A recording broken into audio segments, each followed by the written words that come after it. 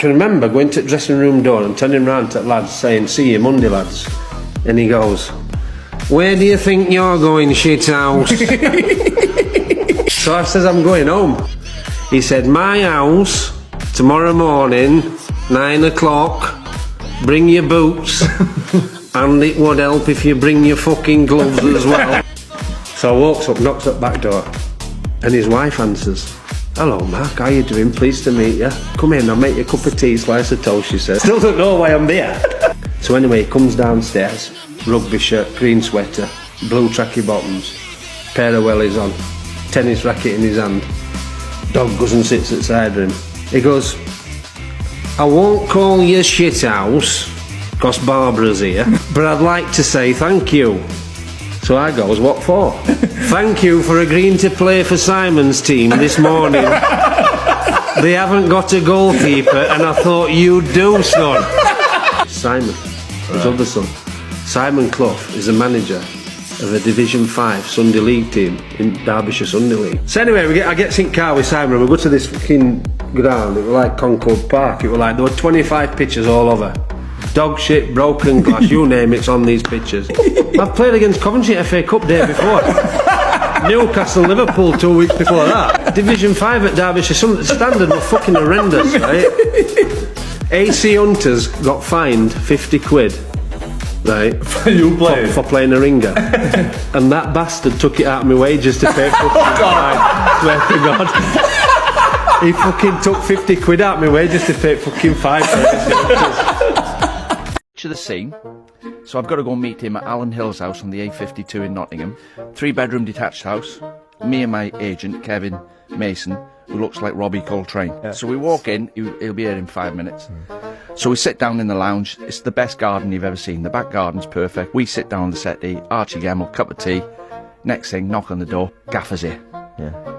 Brian Clough walks in, green sweatshirt, white shorts, white socks, blotchy cheeks. I stand up, I was obviously a bit nervous, it's Brian Clough. Yeah. Young man, nice to see you.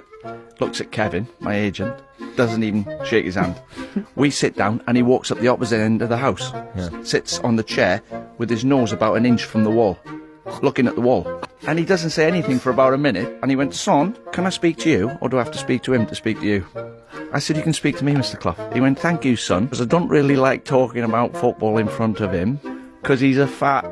So I burst out laughing. Kevin's not laughed. So dear. At this point, he slid off the arm of the chair onto his knees on the floor. And he's sitting back on his heels going, I've got bad knees, son, my knees.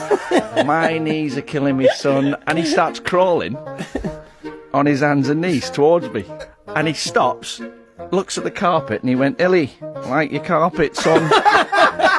He said, where'd you get that from? He went, carpet right. How much? He went, $12.99 a square yard. He went, my Barbara would love that carpet. Good choice, Illy, son.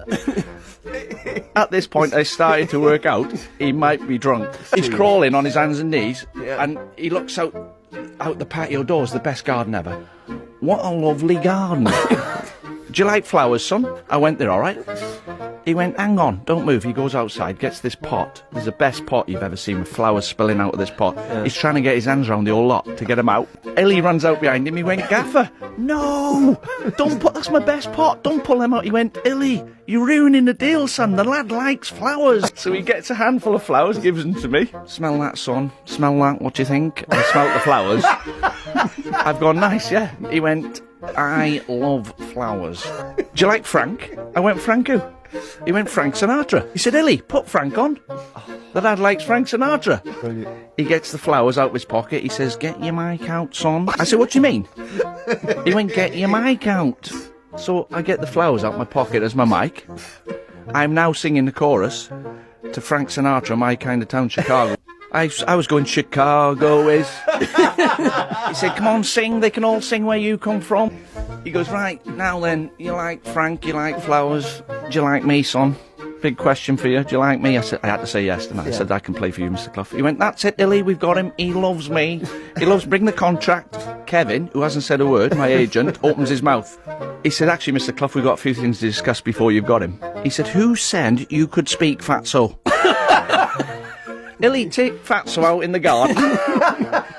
I can't talk about football in front of him. So he walks out the patio doors and Cloughy went, son, get yourself another agent. I went, why? He said, look at the size on him. I went, he's my mate. He said, he's your mate? He'd eat everything in your fridge. So we sit on the patio outside. Archie Gemmell's got to persuade me to sign for Forest. Go on, Arch, get it sorted. Get it sorted. So Archie Gemmell goes, Dean, right, I know you spoke to Everton this morning. Yeah. Whatever you do, don't be swayed by the money. Stop you there, Arch. I would be. Carry on. He then goes, and the other thing is, Nigel, the gaffer's son, he'll create you 20 goals a season on his own. Yeah. He went, got to stop you again there, Arch. I'm going to tell how Nigel you've said that. Thank you for that. He'll love that. Carry on. So Archie's got, he said, Gaffer, I don't know what we can offer him. What can we offer him? He went, Arch, he likes flowers, he likes Frank, and he loves me. The lad doesn't want any money. Do you, son? I've got to get out of here somehow. So I went, yeah, I don't want any money. I've got to speak to my wife before I sign contract. So I went home, 12 miles away, got to my back door, went in the back door, said to my wife, you're not going to believe what's happened to me today. She went, shh. She's putting a finger on her lips. Shh. I went, what? He's only sat in my lounge with the pot from the garden with his arm around my mother-in-law. I was a mascot for one of his last ever games and had really bad eczema on my face. Right. And they introduced me to Clough. And the first thing he said to me, he said, bloody hell, son, you are an ugly bugger. He goes, what have you been doing all afternoon? Headbutting pizzas? I said, no, it's eczema, Mr. Clough. I'm only 10 years old. He took me into the physio's office. Nigel Clough and Roy Keane are in there getting a rub down. And he goes, we got anything for this young man's face? He gets me this stuff called Betnovate, which is steroid-based. I put it on and it cleared it up like that. I go back to my GP, I'm only 10, so I used to have to go to the doctor with my mum. Yeah. And he goes, oh God, your eczema's gone. What, have you taken wheat out of your diet or dairy? I said, oh no, I've got some Betnovate. He said, where on earth did you get that? They tested it on horses. Don't use it on your face. It can cause skin cancer. Oh no. I said, but Brian Clough gave it me. And he immediately went, you met Brian Clough? And my mum was like, it doesn't matter whether you met Brian Clough. Is his face going to stay on his skull? Mark's here to see you. He says, oh, you better send him down. So he walks down. And he goes, what can I do for you, son? I says, well, you've told me to come and see you about a new contract.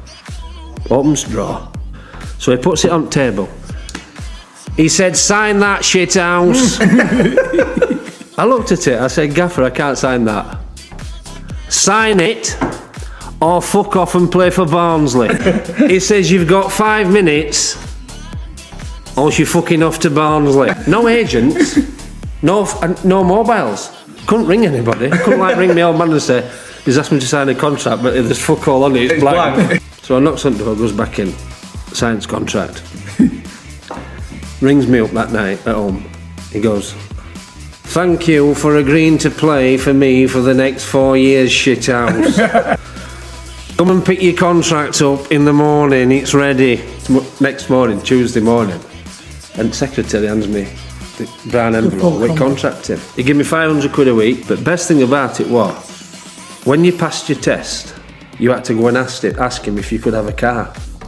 And I kept asking, can I have a car, can I have a car? No, no. So when I look back, because I signed that blank contract, when I look back now I realise, he knows that he can trust you.